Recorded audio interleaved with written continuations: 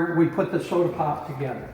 This puts the soda in the bottle. Oh, by the way, this is our current bottle. It weighs 7 ounces.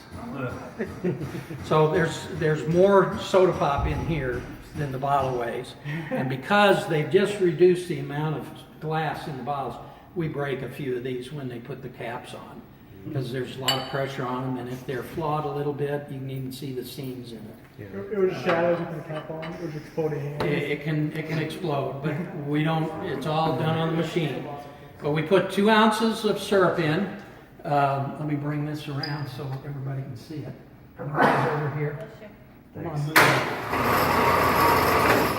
So we have to take this apart every day, because otherwise it would start to get moldy because of the sugar. Yeah. So this is where the syrup comes down. The syrup, we pump the syrup from 35-gallon drums over the top and down into the reservoir here, and then it comes down these tubes into this pump.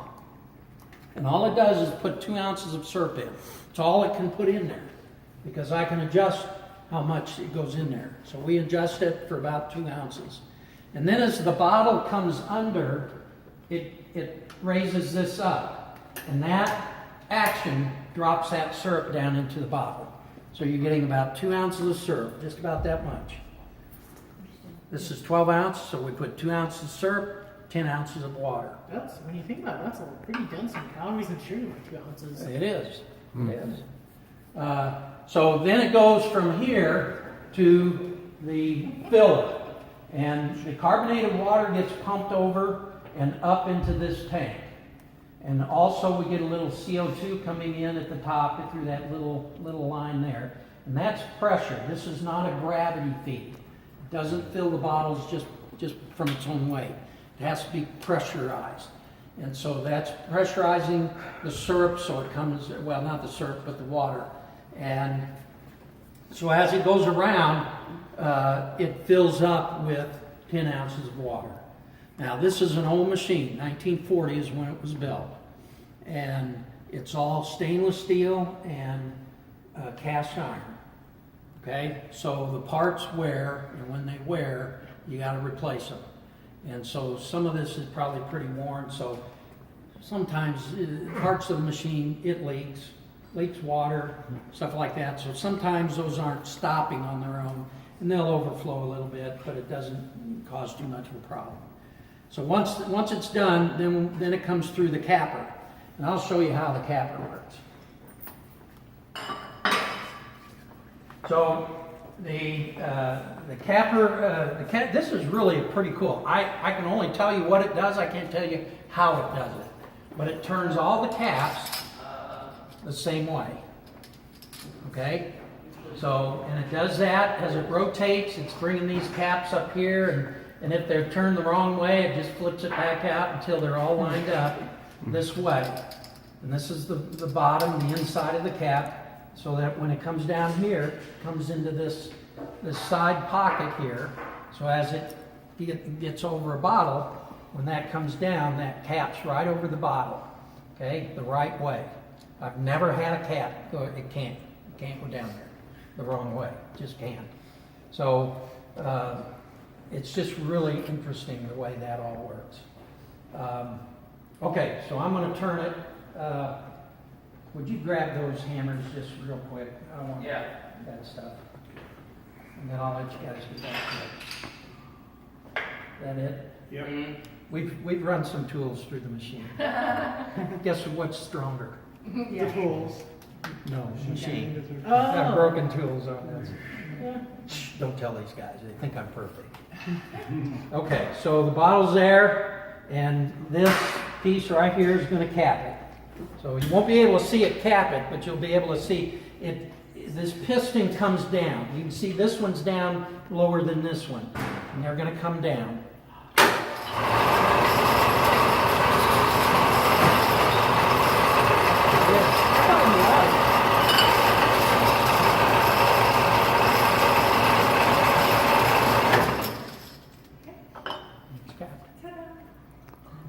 Now, we have to test for a couple of things. We have to test our soda to make sure it's got the right carbonation levels. We do different things. I've got a gauge up on top of the carbonator that tells me if I'm high or low, and a few other things, but we want to know what's in the bottle. You gotta test Well, the we can't test them all, otherwise we wouldn't have anything to sell. He's got So we have to test one or two. Yeah. So we do that with this machine. Oh, I was gonna say just do a taste test. Well, we do that too. If you work here, you get to drink all you can drink while we're running. Yeah, that has to be some. And most of these guys do. So what we do is, this bottle's under pressure, right? So we want to know how much pressure there is, the carbonation pressure. And we do that by calculating the pressure in the bottle, and then we have a thermometer that gives us a temperature reading.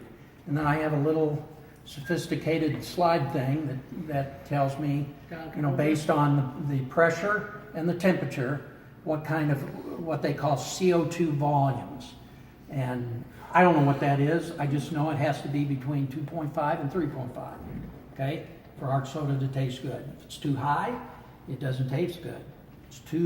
It's just too carbonated. If it's too low, it's just, you got no carbonation. It's like drinking juice.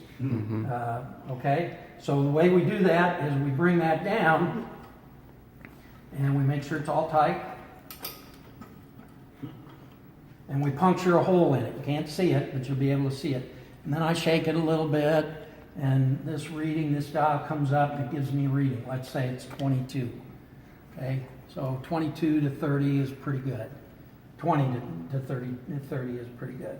So then I put my thermometer down, I let it give me a reading, and 22 and say 54 degrees tells me that I've got pretty good. I can look at that slide rule, it's probably 2.7. Of course, now there's a hole in the cab, you can't use it.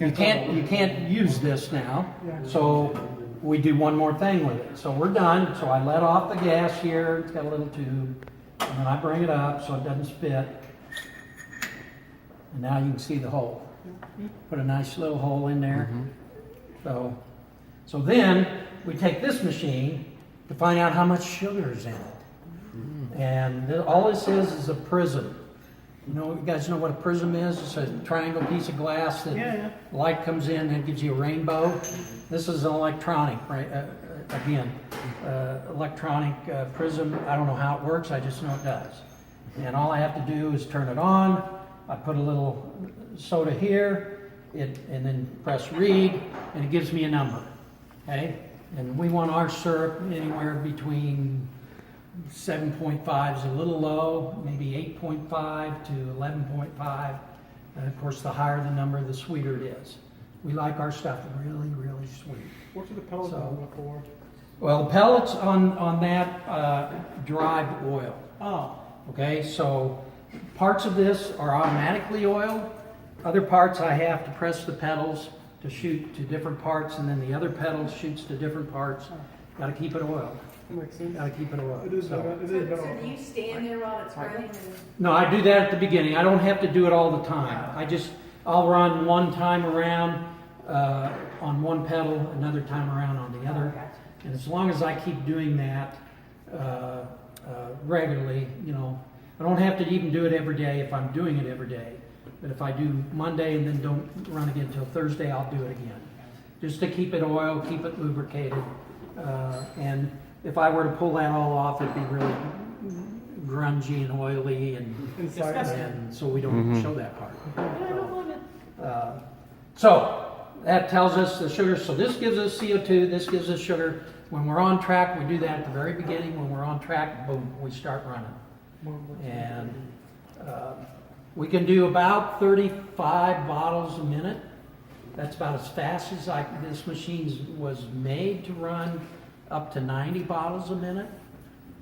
If I were to go out and buy a brand new machine, I could do 1,000 bottles a minute. Yeah, you guys probably don't Very do that. fast, but I don't. No. You don't need So I can do 6,000 bottles a day at 35 bottles a minute, and we've never even done that. Most I've ever done in a day is about 2,000. That's more than enough for one shipping. Yeah, Yeah, it's just the size of your company. Yep. And hopefully we'll be we'll be gearing up for a little bit more. Okay, so after that, any questions so far? You got any questions about anything? If you do, let me know. You can let those police officers in. I know Lloyd. I thought they were just like some guys collecting money. They look like just, you know, the truck guys. I was like, yeah. I go to church with one of those fellows. Okay, so after that, the bottles come on down here to the mixer. Come on.